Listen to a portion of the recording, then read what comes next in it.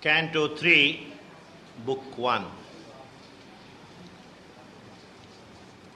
Now, before we go on, I would like to say a little bit about the structure of this epic. I pointed out that Sri Aurobindo follows here the Greek notion of the three unities, unity of time, place, and action. And the entire action here is supposed to take place between the dawn of one day to the dawn of the following day, less than 24 hours. There is unity of place. It takes place on the verge of the forest where Dyumatsena had his ashram. And the unity of action, there is only one story here, the story of Savitri finding Satyavan, god of death, claiming Satyavan, and Savitri then confronting the god of death and reclaiming Satyavan back for herself and for the earth. That's the story. There are no side stories, side issues, except you have Ashtrapatis Tapasya in the beginning. So these three unities are followed very carefully, and the action begins very close to the climactic event in the entire story, which is the death of Satyavan. And so the action begins on the dawn of that day. In Canto 1, we had this description of this dawn, which we read. Then we are introduced also to Savitri.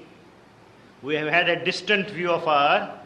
That's in Canto 1. In Canto 2, we came much closer to Savitri. We had a long, detailed description of what Savitri looked like, what she stood for. And then Sri Aurobindo presents to us what is the issue of Savitri's life. Why should you and I take interest in her life and in her mission? We know this, and before he closes Canto 2, he tells us that Savitri is now ready to confront fate and death. Now the question is raised whether an individual can do this. An individual can take on forces like fate and death. Then Sri Aurobindo assures us he can if he knows how to relate himself to the transcendental force. An individual human being is, after all, not just a brute machine. Behind him is the transcendental force. Now, if an individual can relate himself to this transcendent force, then the transcendental force acts on behalf of the individual. The liver has to be activized. And the ways of doing it, a prayer, a king idea, or a master act.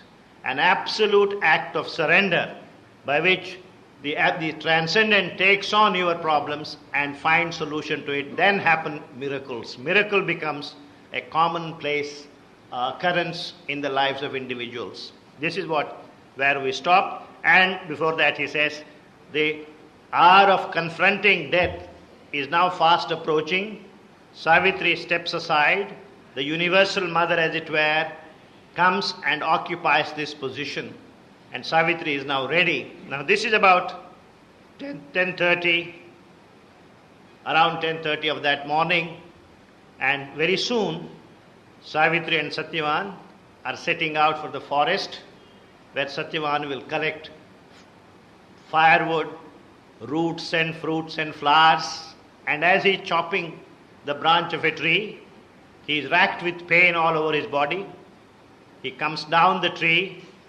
He doesn't know exactly what has happened. Finally, Satyavan comes down the tree, lies down on the ground with his head on Savitri's lap, and before he had time to talk to Savitri, Satyavan is gone. Okay. Now, we are around 10:30, 11 o'clock of that morning, or 9:30. But for the actual event that is to happen immediately, we have to wait for about 300-400 pages. And the death in the forest, in fact, occurs in Book 8. Can you see that Book 8 in the contents page? And as you can see, Book 8 consists of only one canto, and it is called Canto 3. How can there be a Canto 3 without a Canto 1 or Canto 2? But there is a good explanation right here given by the editors. You say, the Book of Death was taken from Canto 3 of an earlier version of Savitri, which had only 6 cantos and an epilogue. It was slightly revised at a late stage, and a number of new lines were added, but it was never fully worked into the final version of the poem. Its original designation, Canto 3, has been retained as a reminder of this. Now this is all scholarly material, but in a very simple-minded way, if you want to see chronologically where is Canto 1, where is Canto 2, Canto 1 we read yesterday, Canto 2 is the canto we just now read, and Canto 3 comes in Book 8. So if you were to reorder it, make it chronological, then chronologically Savitri begins with Canto 3 of Book 1. And then it is all chronological. So, chronologically what comes here at the beginning of Canto 1 and Canto 2 belongs in fact in that order to Book 8. But Sri Aurobindo begins, as I said, very close to the climactic event of the story, and that's how we begin. Now we know who Savitri is, we know what Savitri is trying to do, and suddenly, in a kind of flashback, the poet takes us to the origin of Savitri's birth, how Savitri was born, why she was born, who was instrumental in invoking her presence down here on earth, that was her father. Who was her father? Ashtrapati. What did he do? He did tapasya in the Mahabharata story for 18 years, and as I pointed out the first day, Vyasa describes it in 10 lines, where Sri Aurobindo describes Ashtrapati's tapasya in 22 cantos. So from Canto 3 of Book 1 to Canto 4 of Book 3, all this is a flashback about who Ashtrapati was, what did he do, describing his tapasya, how he met the Supreme Divine Mother, what did he ask of her, what did she promise him. Out of this promise, what happened? Savitri was born. How did she grow up? What kind of a person was she? Where did she meet Satyavan? How did she meet Satyavan? How did they get married? All this is narrated in a flashback, as it were, from page 22 to the end of Book 7. Page 571, all this material in some sense is a flashback, and so the time stands still at 9:30 of that day until we do this entire review of Ashtrapati, his tapasya, Savitri's birth, Savitri's childhood, Savitri's youth, her meeting Satyavan, and the 1 year Savitri and Satyavan spent together in the forest hermitage. All this we have to see before we can proceed to the next event, which is the confrontation of Savitri with the god of death. So our next item on this agenda, therefore, is looking at Ashtrapatis Yoga. This, as you can see, is 22 cantos long, and as we know from various references that Part 1 of Savitri, particularly Book 1 of Savitri, Sri Aurobindo himself wrote meticulously with his own hand. There are several versions of it. It's a wonderful book, and that's a book, I guess, on which one could spend a few months. It's so packed. People have always been feeling people don't have enough time for Savitri. They just read in a hurry and go away. I once again make the claim that if people had spent 1/100th of the time they spend on Shakespeare, on something like Savitri, wonderful things could come out of it. There is so much in there. And people who have greater literary acumen, later, better equipment to study Savitri should sit down with it, and you will see so much in it. Now, these 22 cantos, which all describe Ashtrapatis Tapasya, and we know Ashtrapati, this part has the strongest autobiographical element. Has always been saying, people are curious to find out what was Sri Aurobindo doing for 40 years in Pondicherry. Well, if you want to find out an honest answer to this question, you have to read these 22 cantos. And then you will have some idea, some vague, faint idea, what exactly he did. We will see exactly what it meant, what it means in terms which you and I can understand. Now, before we do that, I would like to refer you to a letter that Sri Aurobindo himself wrote. In my edition, it's on page 778.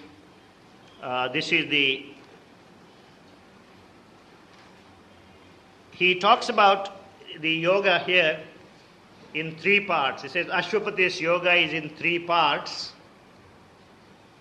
Cantos 3, 4 and 5 of Book 1 refer to Ashtrapati's own attempt at a psycho-spiritual transformation of himself.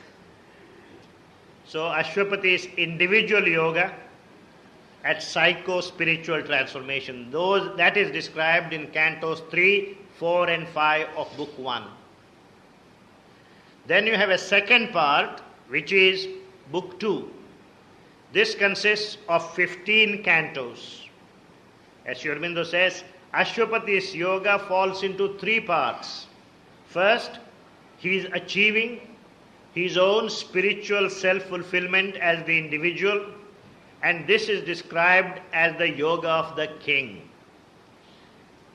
Next, he makes the ascent as a typical representative of the race to win the possibility of discovery and possession of all the planes of consciousness, and this is described in the second book. This second book is 15 cantos long, and these 15 cantos are an elaborate description of the various levels of consciousness that Ashtrapati explores and wants to possess as a representative of all of us.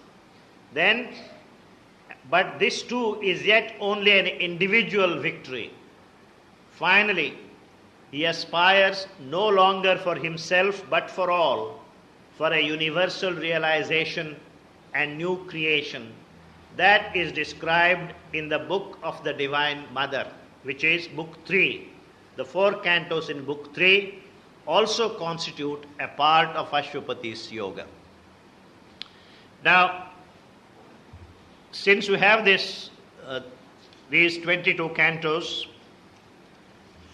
and this is all, we'll first take the first 3 cantos of this as a unit, cantos 3, 4 and 5 of Book 1, Ashtrapatis Yoga for his own individual psycho-spiritual transformation. Now, it will not be possible for me to either mark the precise stages of Ashtrapati's progress, nor will it be possible, Sri Aurobindo himself says, I have not indicated here any of the yogic practices. So, if you read this, it will be very difficult for you to find out whether Sri Aurobindo propagates Karma Yoga, Dhyana Yoga, Raja Yoga, Hatha Yoga. What kind of yoga did he propagate? What kind of yoga was it? Well, if you read Synthesis of Yoga, you will find that these traditional yogas that have developed in this country, each has its own strength, but as you know, Sri Aurobindo feels that for the modern man, the best yoga is an integral yoga, which develops the integral personality of man and works towards a transformation of this personality. Okay, so he describes here various stages in Ashtrapati's development. We'll note some of these, but it will not be possible for us to get down into any details. Now, there are all kinds of ideas about what spiritual life is. People seem to believe that if you are leading a spiritual life, you must somehow look morose, unhappy, miserable. If you are unshaven, the better. There are all kinds of funny ideas. Spiritual life is an inner attitude. There is nothing to do with what exactly you do. It is the inner attitude, and you can never judge a person's inner attitude by merely looking at his outward acts. If you have to know the person very intimately, very well. I very often tell this story. Many of you have heard this several times, but those who will listen to me through this tape should also listen to this story, so I am narrating this story once again. This is about a simple person who felt he was stuck in life and he wanted to progress. He was maybe a clerk in the revenue department, so he wanted promotion, he wanted success for himself, which is quite a normal thing for everybody to aspire. And so he's wondering, what does he do? How does he progress in life? One day he has a visitor, an elderly person, saintly looking person. He says, "Sir, I am stuck with this job. I don't seem to have any bright prospects in life. How do I rise in life?" Well, he says, what you should do is you should choose your God and then offer him worship every day before you go to office. And when gods are pleased, everything works fine. So what do I do? Well, he says, buy a little statue of Rama, put it in your puja room, and do the following things. Since you have to go to office at 10 o'clock, half an hour's puja is maximum. It's okay, half an hour's puja. So he does this, offers this puja every day for 5-6 years, but he doesn't even get one single promotion. Now he's kind of worried about this. What is this? I am doing my best. Rama doesn't seem to be at all gratified with what I do. Then he gets another visitor, looking equally serious, serene, profoundly learned. "Sir, I have a little problem. I want to share this with you." "What is it?" "Well, so and so suggested I offer my puja to Rama. So I have been doing it exactly as he said, reading this, doing this, closing my eyes, holding my nose, I do everything. I have my bath, I wear a pitambar, everything. So I do everything according to the strict requirements. But Rama doesn't seem to have bothered my offerings at all. What should I do?" He said, "Give me some time. 5 minutes." So he was waiting in expectant silence for 5 minutes. What will this man say? He says, "Look, my suggestion is, Rama is a complicated god. You must choose a simpler god. Shiva is a bhola. So he minor lapses he just ignores. So why don't you worship Shiva from tomorrow?" He's very impressed. He says, there must be some truth in this. So he goes to the market, buys a little statue, puts it in the puja room. Then he says, "I have been worshipping this Rama statue for 5 years. What do I do with it?" We are all very sentimental people. I can't just throw him out of the window. So he must be given a decent disposal.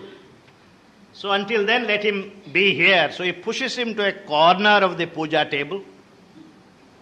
And Shiva is occupying that position. And then he starts the usual archana, lights an agarbati, and is closing his eyes for meditation, whatever dhyan. Opens only one eye and looks, everything is all right. Everything is not all right, because the smoke from agarbati, because the direction of the wind, instead of going to Shiva, is going towards Rama. And Rama he has discarded.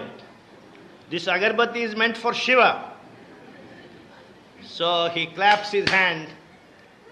His son, his wife, everybody comes. "What is it? What is it?" "Get me some cotton wool," he says. Cotton wool. So the wife goes and gets some cotton wool, takes the cotton wool, stuffs it in the nostrils of Rama's statue, and says, "This agarbati was not meant for you, it's meant for Shiva." But wonder of wonders, that's the one puja Rama seems to have liked. And suddenly he finds Rama standing behind that statue and says, "This is the first time when you behaved as if I were really present here." Notice when he was worshipping, offering puja with all the formalities, rituals, Rama couldn't care less. But the day when he stuffed cotton wool into his nostril, that was the day when Rama was most pleased. So this is, see, rituals, whether you get up at 4:30, 5 o'clock, whether you sit for a meditation facing east, west or whatever, whether you sit on a woolen rug or on a cotton place or a wooden blanket, whatever, wooden plank, these are all matters of convenience. Each one should have his own little ritual which is good for himself, which he finds suitable for his needs. But there should be no dogmatism about this. You should not impose it on other people. Whether reading Gita helps or Bhagavad helps, this is all a matter of individual's choice. For some people, Gita is too difficult. For some people, Bhagavad is too difficult. So you make your own system, you make your own choice, you make your own ritual. That's not important. The most important thing is the attitude within, the attitude with which you do these things. And therefore, Sri Aurobindo was very careful. He knew the greatness of his bhaktas. He knew that the day he made a prescription, we will make a religion out of it. So there will be this sect saying, this is what Sri Aurobindo said. He said, no, you must sit on a wooden plank facing the east. Now somebody is saying it's not very clear whether it's east or west. We will face the west. So there will be east-facing disciples of Sri Aurobindo, west-facing disciples of Sri Aurobindo. So all these clashes and sects, this is how it develops. A teaching loses its strength, it loses its force, it loses its significance when it is converted into a creed like this. So Sri Aurobindo and the mother have been always very careful, trying to avoid this thing happening. This thing, so that human mind is very, very quick in doing these things. So what is important in spiritual matters is the attitude. That's why aspiration, rejection and surrender. He says these are the three things. If you are capable of aspiring, rejecting the undesirable things, all the asuric, hostile things that you have in you, and surrender yourself. It's very easy. Aspiration, rejection, surrender. But that is it. In one sense, that is the whole of sadhana. So if you can see this, then you won't ask this question. I read all these pages. He has not said anything about exactly what sadhana we do. Spirituality is a matter of inner attitude. It's a matter which has to do with your own consciousness. And the one thing one must realize is you can wear your uniform and go to your physical exercises, come home, change the uniform, wear a tie, shirt, etc., go to a club, wear another set of dress for another occasion, third set for a third occasion. You can do these things, but the one thing you can't do is you can't leave your consciousness behind and go to the office and wear an office consciousness. Man doesn't have an office consciousness, a puja consciousness, and a social consciousness, a gossip consciousness. There is only one consciousness. If only God could have given us 4 or 5 consciousnesses, I would have used my puja consciousness and kept it very clean, because before I go to office, I'll leave this puja consciousness here and wear the office consciousness. That provision is not made. So, I offer my puja and something happens to my consciousness. I do my meditation, I do my reading, but I take the same consciousness to the office. And then what I do in the office, how I react to people, how I act, what I think, what kind of gossip I engage in, all these things are also affecting your consciousness. So if one realizes this, that it's a matter of consciousness, and in spirituality there is no moonlighting. You can't be a part-time sadhak. I'm a sadhak on Sundays and Saturdays, other times I'm not. It's a different kind of thing if you realize this, and this is what is emphasized again and again. Take, for example, page 23. What is the very first thing one realizes? Or the first thing that one has to realize before even spiritual life begins? What is, after all, spirituality? What is spirituality? In this country, there is a great deal of confusion between morality and spirituality. At one time, the Indian mind was absolutely clear what was spirituality, what was morality. Now, morality seems to us the highest kind of spirituality, that it doesn't seem to be anything beyond morality. Well, spirituality, as Sri Aurobindo emphasizes, begins when you realize that you are not a body, you are not your mind, you are not your life energies, but you are basically, essentially a spirit, a soul, which has taken this embodiment, this body, this mind, these life energies, and the primary thing in your life is to realize the soul that you are, not read about it. It's reading spiritual literature doesn't help.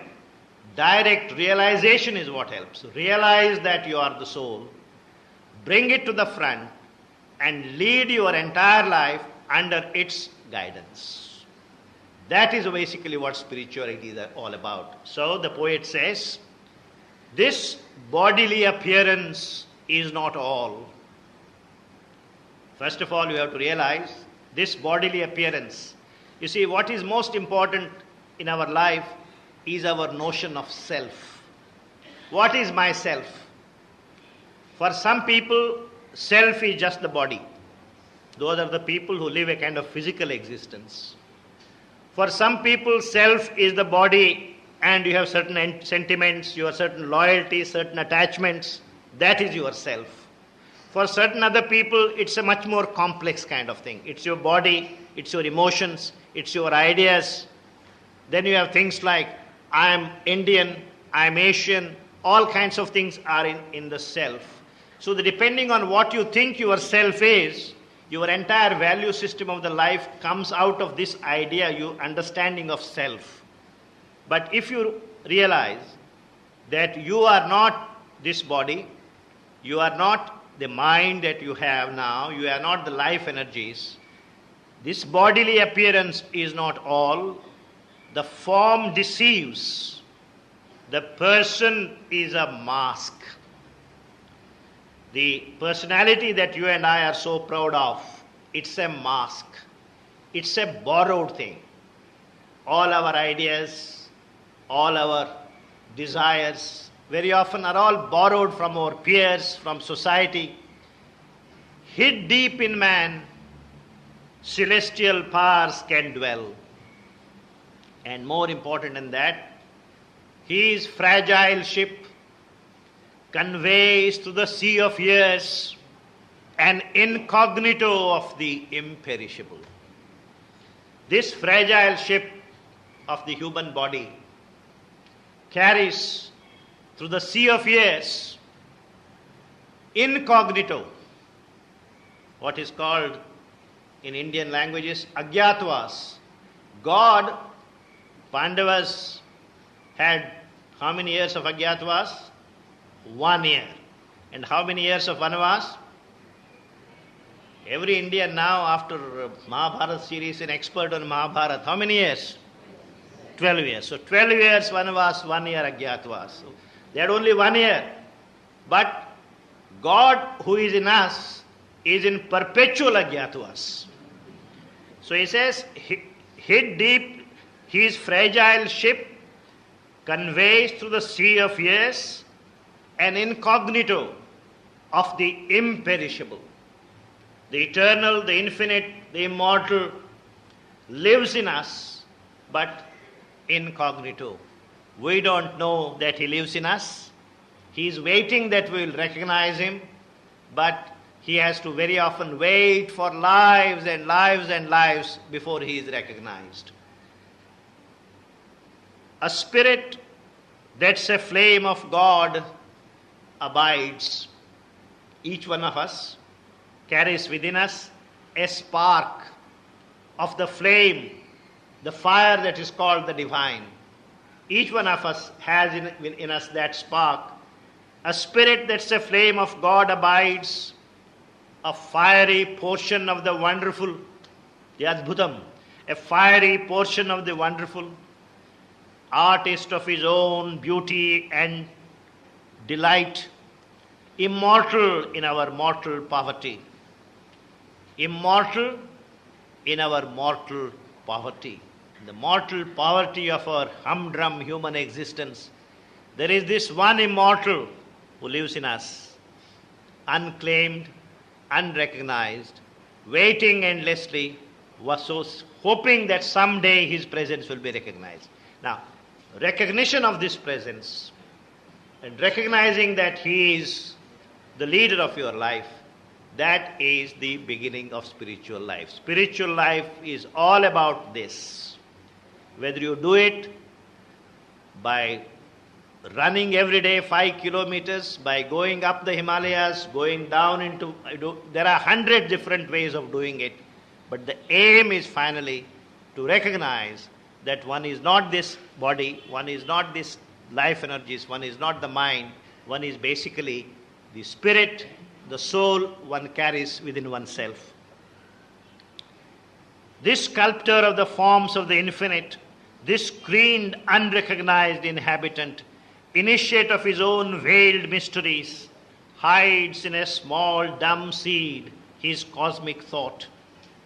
In the mute strength of the occult idea, determining predestined shape and act, passenger from life to life, from scale to scale. This has been a passenger from life to life. Sri Aurobindo talks about various kinds of ignorance that we labor under. And one of the kinds of ignorance he talks about is the feeling that I was born on such and such a day, I am so many years old. Whereas the fact is, this incognito never is born, never dies. And so, identifying yourself with this temporary address that you have, that is the ignorance. That's one kind of ignorance. So he says, this is a passenger from life to life, from scale to scale, from one scale of consciousness to another, changing his image self from form to form. He regards the icon growing by his gaze, and in the worm foresees the coming God. This passage is about 50, 60 pages, 60 lines long. It ends on line number 97, into supernature's arc of living light. About 4 lines, 5 lines from the bottom on page 24. What Sri Aurobindo does, before he describes Ashtrapatis Yoga, he gives you a kind of a brief summary picture of what spiritual life is all about. How you free yourself from various kinds of ignorance, how from lower prakriti you rise to a higher prakriti, and finally how your will becomes one will with the supreme divine's will, and how you become a joyous instrument of the divine in life. This is the spiritual journey, and he describes it right here from line 42 to line 197. So if you are asked, what is spirituality is all about? This can very well be explained with the help of these 55 lines. Just 55 lines. What is spiritual life? This is a very handy kind of definition that Sri Aurobindo has provided in supreme poetry, in superb poetry. But we are all people in a hurry. We don't have the time. Our friend accosted me while I was coming here and said, you raise our curiosity and immediately say we don't have the time. Now this is what it is. So I just want to point out these things to you and then proceed. On page 26, there is a certain stage in your spiritual development that is marked. about 12 lines, 14 lines from the top. Here he talks about once your consciousness goes within and it clears all the it goes from all these surface entanglements and goes within, you will realize that there are many, many things within you. Your consciousness is a many-mansioned thing. We normally think our consciousness is only our waking consciousness, the rest of it is all sleep or death. It's not so. We have several levels of consciousness, which are the consciousness that you and I are aware of during when we are awake, then what is called the subconscious, then there is called the inconscient, then there is the subliminal consciousness, then there are overmental levels of consciousness. All this is ours. What yoga does, what spiritual life does to you, is to make you wake up in all these various levels of consciousness. And when you do that, you will find that you are not the tiny, miserable creature you thought you were. There are several powers, several capacities lying dormant within you, and they all wake up. And this is what is described here. In hands sustained by a transfiguring might, he caught up lightly like a giant's bough, left slumbering in a sealed and secret cave, the powers that sleep unused in man within. There are many, many powers that lie unused within us, and these begin to manifest as you go within. He made of miracle a normal act. He made of miracle begin to happen to you. You are able to find miracles within yourself, a normal act, and turn to a common part of divine works, magnificently natural at this height, efforts that would shatter the strength of mortal hearts. You find so much power to do things, like imagine the great work that Buddha did, the great work that Shankara was able to do before he died at the age of 32 or whatever, the great work Swami Vivekananda was able to do. Where did they get their energy from? The source of this energy is all within you. And once you begin to tap this energy, then the amount of work you will be able to do as the divine's representative, as the divine's agent, is inexhaustible. This is what Ashtrapati finds as he goes within various kinds of powers, various kinds of energies, powers and so on. He talks about it here. Then these powers and facilities begin to wake up in you. Page 27. One of the things that happens to spiritual life, people have funny ideas. Spirituality is a kind of escapism. Oh, you kind of go within yourself. Well, if you go within yourself the wrong way, there can be wrong ways of going also, but if you go the right way, in spiritual life, the deeper you go, the wider you also develop. A man who goes towards his own soul simultaneously expands his consciousness and becomes a universal man. His sympathies widen, his love widens. So the real way of finding universal love is going within oneself. As you go closer and closer to your soul, you will also find you are capable of universal love and universal sympathy, because the soul that you talk about is the same soul that exists in everybody. And therefore, it doesn't become an effort of the mind to love your neighbor, because your neighbor is yourself. Love thy neighbor as thyself. This is not enough. Not just as thyself. You love your neighbor because he is yourself. In the Bible they say, love your neighbor as thyself. This is only half the truth. The real truth is your neighbor is yourself. This is what spirituality does. When you go within yourself, closer and closer to your real being, you spontaneously realize that everybody is yourself.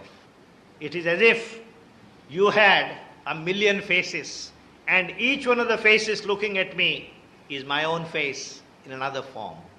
That is the realization that Ashtrapati has, and he says, he felt the beating of life in other men invade him with their happiness and their grief, their love, their anger, their unspoken hopes entered in currents or in pouring waves into the immobile ocean of his calm.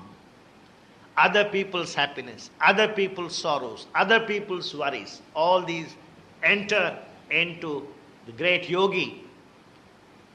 But what is the point if other people, we have enough problems of our own, if everybody's problems come into me?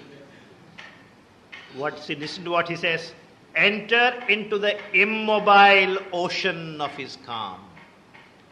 His calm is not perturbed. The fact that he is responsive, he can respond, he can understand, he can empathize with other people, doesn't mean that he is disturbed. His calm remains undisturbed.